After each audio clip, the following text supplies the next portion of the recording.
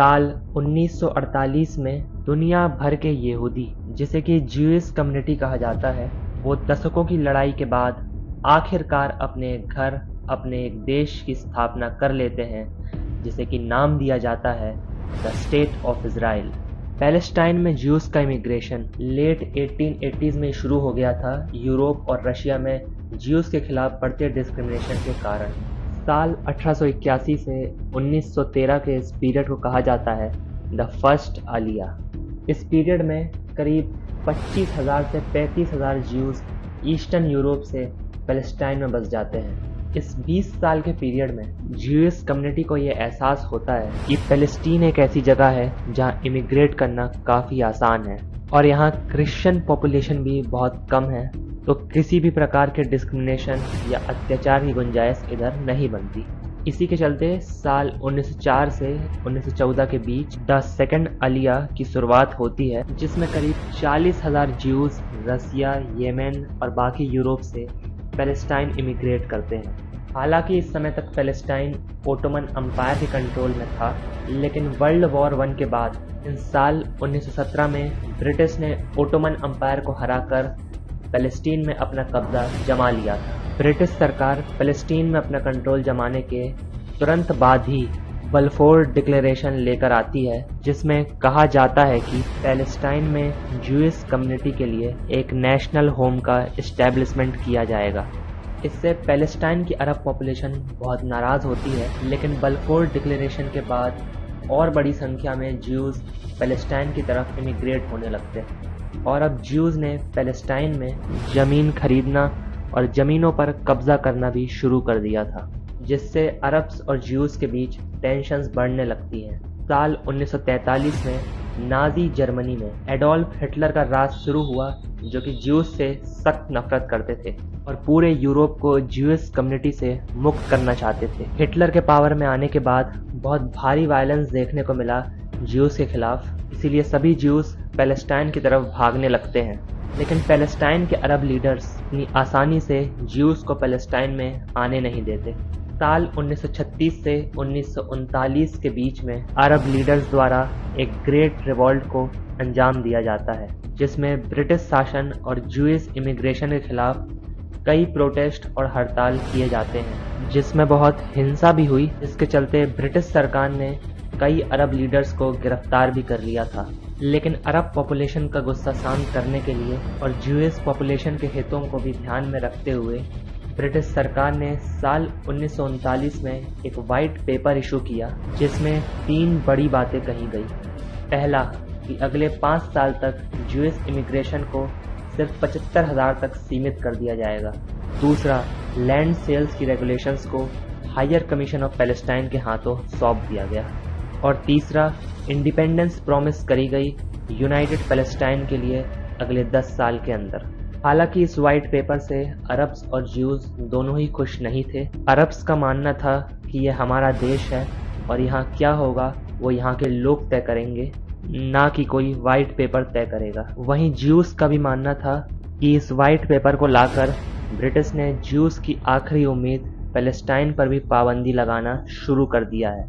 हालांकि इस white paper के चलते कम से कम वर्ल्ड वॉर 2 तक तो पैलेस्टीन और ज्यूइश लोगों के बीच थोड़ी शांति बनी रही। वर्ल्ड वॉर 2 के बाद ब्रिटिश को भारी नुकसान झेलना पड़ा था नाजी जर्मनी से, जिसके कारण ब्रिटिश करीब 13 बिलियन पाउंड्स के कर्ज में चला गया था। बहुत सारा पैसा उसे यूनाइटेड स्टेट्स से भी बोरो करना पड़ा और उसी समय इंडिया में भी आज़ादी की लड़ाई तेज हो गई थी।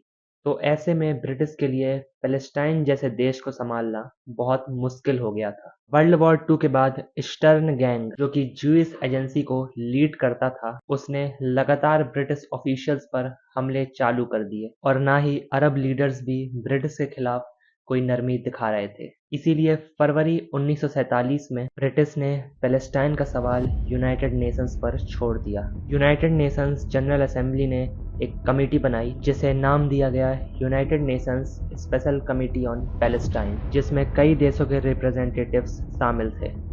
इस कमीशन ने अगस्त 1947 में एक मेजॉरिटी रिपोर्ट और एक माइनॉरिटी रिपोर्ट इशू की, जिसमें मेजॉरिटी रिपोर्ट ने पैलेस्टीन को अरब और ज्यूज के बीच पार्टीशन करने की सलाह दी। यूएन जनरल असेंबली ने वोटिंग करवाकर मेजॉरिटी रिपोर्ट को एक्सेप्ट किया, लेकिन इस मामले पर यूएन में वोटिंग होने से पहले ही ब्रिटिश ने ऐलान कर दिया था कि वो मई 1948 तक अपनी सेना को पैलेस्टीन से विड्रॉ कर रही है। इसीलिए इस पार्टीशन प्लान को लागू नहीं किया जा सका। लेकिन इस पार्टीशन प्लान ने जमीन पर बहुत शोर मचा दिया था, जिसके बाद पैलेस्टीन में हर जगह अरब्स और ज्यूज के बीच लड़ाई और हिंसा भड़क गई थी। दोनों समुदाय ने एक दूसरे पर महीनों तक हमले जारी रखे।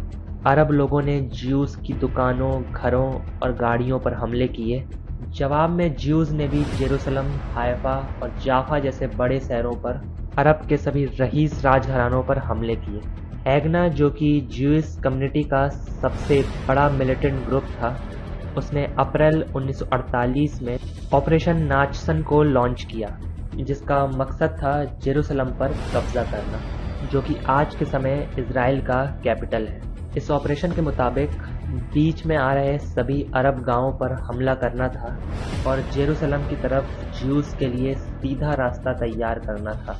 इसी के चलते 9 अप्रैल 1948 को इरगन और लेही, जो कि राइट विंग ज्यूइश मिलिटेंट्स थे, उन्होंने एक छोटे से गांव दीर याशीन पर बहुत ही भयानक हमला किया, जिसमें करीब 100 से भी ज़्यादा गांव वालों को मार दिया गया। इस कत्लेआम में औरतों और बच्चों को भी नहीं छोड़ा गया। इसे देर याशीन मासेकर के नाम से जाना जाता है। इस घटना ने पैलेस्टाइन की अरब जनता में बहुत डर और दहशत भर दी थी, जिसके बाद बहुत सारे अरब ज्यूइश एजेंसी के डर से खुद ही गांव शहर छोड़कर बॉर्डर्स की तरफ माइग्रेट करने लगे थे। ब्रिटिश सरकार ने ये घोषणा कर दी थी कि वो 14 मई 1948 को ऑफिशियली पैलेस्टीन से ब्रिटिश शासन को खत्म कर देंगे। डेविड बेन गुरियन, जो कि ज्यूइश एजेंसी के सबसे बड़े नेता थे, उन्होंने उसी दिन 14 मई 1948 की दोपहर को ही पैलेस्टाइन के एक शहर टेल अवीव, जहां बहुत बड़ी ज्यूइश आबादी रहती थी, वहां के एक आर्ट म्यूजियम में सेरेमनी ऑर्गेनाइज करवाई गई, जिसमें सभी बड़े ज्यूइश लीडर्स मौजूद थे और बाहरी देशों से फॉरेन गेस्ट को भी बुलाया गया था। इस सेरेमनी में दोपहर 4 बजे के करीब डेविड बेन गुरियन एक ऐतिहासिक स्पीच देते हैं, जिसमें वो कहते हैं, "We declare that with effect from the moment of the termination of mandate being tonight, the eve of Sabbath, the 6th year, that a land reborn with the spirit of our forefathers, we declare the state of Israel." इस ceremony में state of Israel की establishment का declaration किया जाता है, जिसके साथ Jewish community का एक अपना देश बनाने का सपना पूरा हो जाता है। इस डिक्लेरेशन के तुरंत बाद ही यूनाइटेड स्टेट्स और सोवियत यूनियन जैसे बड़े देश भी इजराइल को रिकग्नाइजेशन दे देते हैं और 15 मई 1948 को औपचारिक तौर पर इजराइल देश का जन्म हो जाता है।